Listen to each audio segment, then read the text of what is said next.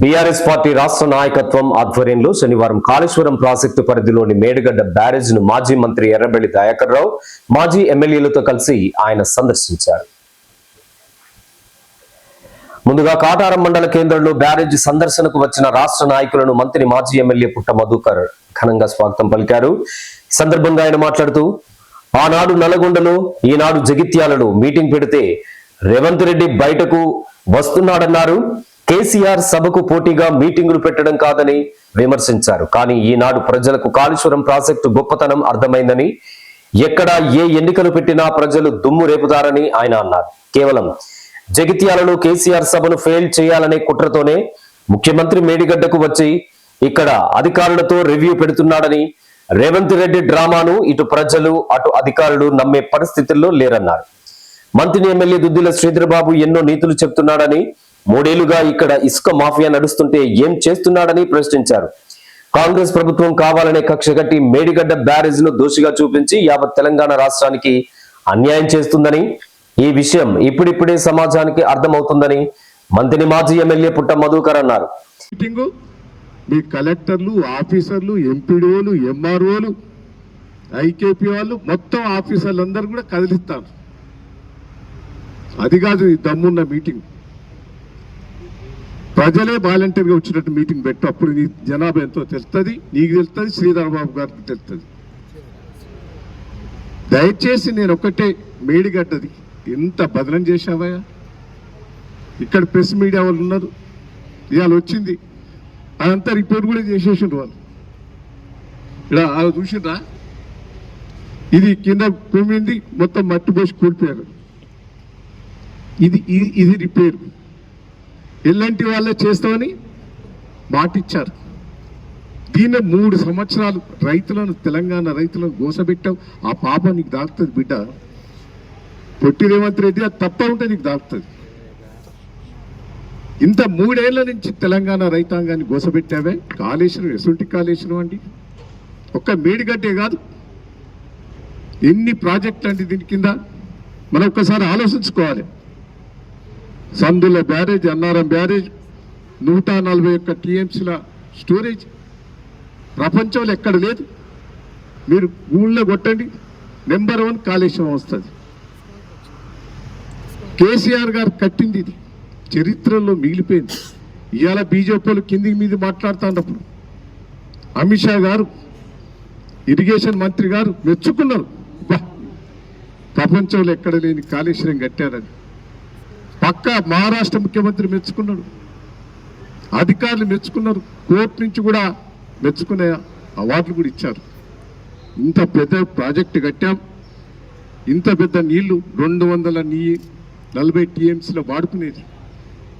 తెలంగాణ కాళేశ్వరం కట్టక ముందు ఎట్లా ఉండే, నేను వివరాలకు పోను, మా వాళ్ళందరూ వివరాలు చెప్పారు.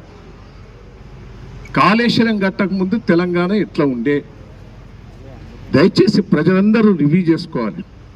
కాళేశ్వరం పేరు మీద మేడిగడ్డ కూలిపెట్టింది, ఇదంతా బోకస్ అని ఎలక్షన్ల ముందట దీన్ని ప్రయత్నం చేసి మమ్మల్ని ఇక్కడ ఉన్న వాళ్ళందరినీ ఓడగొట్టించావు. మా వరంగల్ జిల్లా కానీ, కరీంనగర్ జిల్లా కానీ.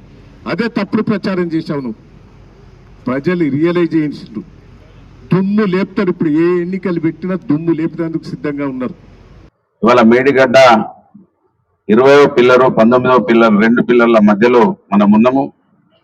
20వ పిల్లరు చిన్నగా క్రాక్ ఇచ్చినటువంటి ఆ క్రాక్ను పూడిస్తే షట్టరు కిందికి దింపడానికి, పైకి ఎక్కించడానికి వీలు కలిగి ఉన్నది ఈ పిల్లరు.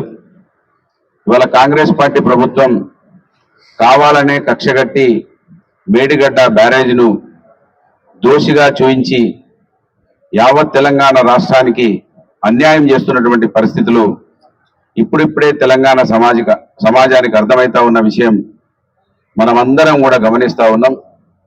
ఒక బ్లాక్లో 7 పిల్లర్లు ఉంటే 7 2 పిల్లర్లకు ఇబ్బంది జరిగితే మొత్తం కాళేశ్వరం ప్రాజెక్టే కూలిపోయిందని కాంగ్రెస్ పార్టీ, బీజేపీ పార్టీలు 2 కూడా సంయుక్తంగా కలిసిపోయి బీఆర్ఎస్ పార్టీని నిర్మూలించడానికి ఏదైతే ఇక్కడ రాష్ట్రంలో ఏ విధంగా మాట్లాడుతున్నారో దేశంలో పార్లమెంట్ సాక్షిగా కూడా మంత్రులుగా ఉన్నటువంటి వాళ్ళు మాట్లాడుతున్నటువంటి విషయాన్ని మనం చూసినాం. దీనికి అయిన ఖర్చు దాదాపు 90,000 కోట్ల పైచీలకు ఖర్చు అయితే 1,00,000 కోట్ల రూపాయలను మింగేసిరు బీఆర్ఎస్ పార్టీ వాళ్ళని కాంగ్రెస్ పార్టీ బీజేపీ ఇద్దరు కలిసి మరి దుష్ప్రచారం చేసిండ్రు. కాళేశ్వరం ప్రాజెక్ట్ అంటే మేడిగడ్డ కానించి మొదలుపెట్టి కొండపోచమ్మ పైకి దాకా కూడా కాళేశ్వరం ప్రాజెక్టులో భాగమే. ఈ 93,000 కోట్లు మొత్తం అక్కడి వరకు పెట్టిన ఖర్చని ఎన్నిసార్లు చెప్పినా కాంగ్రెస్ బీజేపీలు మాత్రం మొత్తం 90,000 కోట్లు ఒక మేడిగడ్డ దగ్గరనే ఖర్చు అయింది, అక్కడనే కూలిపోయిందని చెప్తా ఉండడం నిజంగా సిగ్గుచేటు. కళ్ళుండి చూస్తూ చెవులుండి వింటూ కూడా అబద్ధాలాడే పార్టీ కాంగ్రెస్ బీజేపీ పార్టీలు అనేది మనకు అర్థమైపోయింది. కనుక ఇవాళ రేవంత్ రెడ్డి గారు 2.5 సంవత్సరాలకు కళ్ళు తెరిచి దీన్ని మరి ఎందుకు ఈ సందర్శన పెట్టిండో ఇప్పటికీ క్లారిటీ లేదు. కొంతమంది పునరుద్ధరిస్తారని అంటున్నారు, దీన్ని బాగు చేస్తామంటున్నారు. మరి బాగు చేసే ముందు ఏ పని ఇక్కడ మొదలుపెట్టే ముందు ఈ సమాజానికి నిజమేంటో చెప్పాలి. దీనికి ఎంత ఖర్చు అయింది, ఎక్కడ ఏం ఖర్చు అయిందో తెలంగాణ యావత్ సమాజానికి భారతదేశంలో ఉన్న ప్రతి ఒక్కరికి కూడా తెలపాల్సిన అవసరం కాంగ్రెస్ పార్టీ పైన ఉన్నది.